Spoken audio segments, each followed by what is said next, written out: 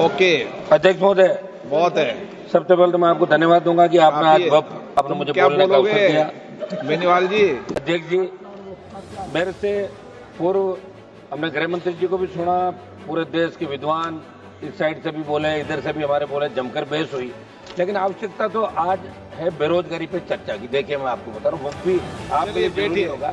अग्निवीर समाप्त तो हमारे तो गृह मंत्री जी बैठते हैं, आप बैठते हो तो हम तो आधी बात तो बोल ही नहीं पाते साहब। आप बोलो तो छोटी पार्टियों को जाओ बाहर चले जाते हैं। कम से कम 5 मिनट आज समय थे, सुबह से बैठे, कोरम हम ही पूरा करते हैं ये सारे सिंगल पार्टी के लिए। अध्यक्ष जी, मेरा निवेदन था कि सारी चर्चा हुई और निश्चित रूप से मुसलमानों के अंदर एक मैसेज है देश के अंदर कि वक्फ का जो बिल आ रहा है वो मुसलमानों के खिलाफ है।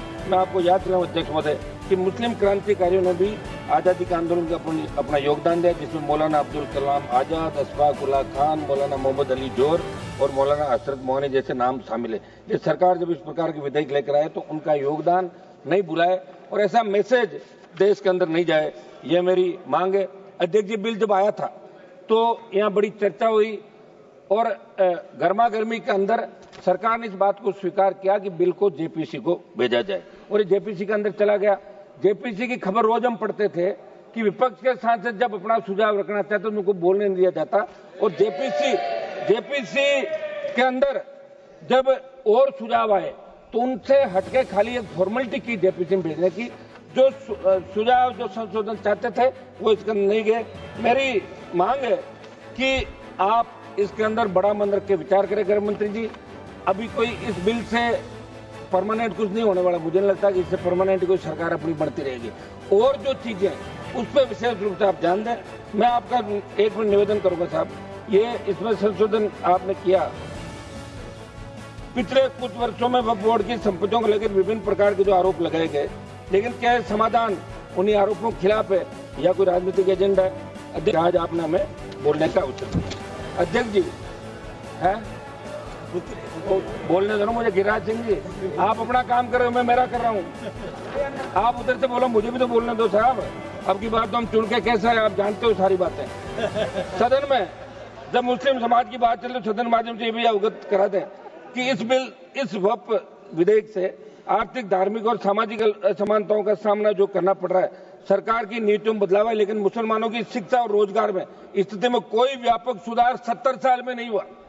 ठीक है, ये लोग भी भाषण दे रहे थे, लेकिन मुसलमानों का जो सुधार आर्थिक, सामाजिक, धार्मिक रूप से नहीं हुआ, तो इसमें कहीं न कहीं दोष इन लोगों का भी है। हाँ, हम बिल के इसके आपके विधेयक के खिलाफ हैं, लेकिन कांग्रेस पार्टी भी कहीं न कहीं अगर ये विचार करती तो निश्चित रूप से बहुत बड़ा और फायदा हो सकता था नौकरियों में और सब बातों में। अध्यक्ष महोदय, हमारी जो वक्फ की संपत्तियां, सुनिए एक बार, सुनो साहब, वक्फ की संपत्तियां हैं। अब हम तो खुद बोल रहे, सुनो मेरी बात, आप लोग हमारे छोटे दलों का ध्यान रखते हो क्या कि भाई मैं बोला खुद बोल के ताली बजा के चले जाए तो बैठे थे पीछे सारे सिंगल मेंबर पार्टी हमारे दम पे लड़ते हैं, दम पे ही बोल रहे सारा। वक्फ संपत्तियों की सरकारी संपत्ति घोषित करने की साजिश।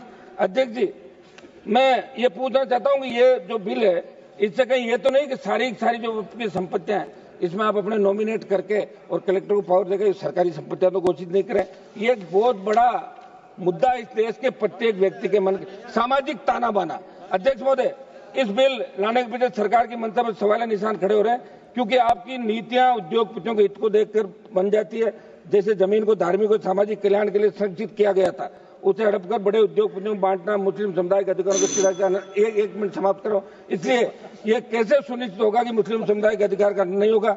ये सरकार के हितों को नजरअंदाज कर पूंजीपतियों को फायदा पहुंचाया जा रहा है। ये अन्यायपूर्ण नीति न केवल संविधान के मूल्यों के खिलाफ है, बल्कि सामाजिक ताने बाने को भी कमजोर करने का बड़ा षड्यंत्र है। अध्यक्ष जी, मैं ज्यादा इन पन्नों में नहीं जाऊंगा, फिर आप कह दोगे कि पन्ने पढ़ रहे। मैं तो राजस्थान की बात करूंगा। राजस्थान में जो वक्फ की संपत्तियां हैं, ये मेरे प्रदेश के अंदर वक्फ की कौन सी संपत्तियां हैं उनके बारे में लोगों को पता ही नहीं। और राजस्थान प्रदेश की वक्फ की कौन सी संपत्तियां जो सरकार की तरफ जा सकती है, राजस्थान का मुसलमान भी देखना चाहता है कि हमारे हितों पे कुठाराघात हो रहा है। देखिए, राजस्थान से 11 MP चुन का है, बड़ा मुझे वो कहते हुए वो आ रही है कि 11 में से कांग्रेस पार्टी कम से कम एक को तो बोलने का मौका देती है। आप उधर से, मैं ही बोल रहा हूँ, ये भी मेरे ही खाते में सारा, मैं ही लड़ाई लड़ रहा हूँ यहाँ पे, मुसलमानों की भी लड़ रहा हूँ, मेरे समाज की लड़ रहा हूँ, अग्निवीर की लड़ रहा हूँ, किसान की लड़ रहा हूँ, बेरोजगार की लड़ रहा हूँ, बढ़ती महंगाई की, भ्रष्टाचार की और बढ़ते अपराधों की सारी लड़ाई मुझे लड़नी पड़ रही है। इस बिल का अध्यक्ष महोदय मैं विरोध करता हूँ और मैं चाहता हूँ कि बिल ये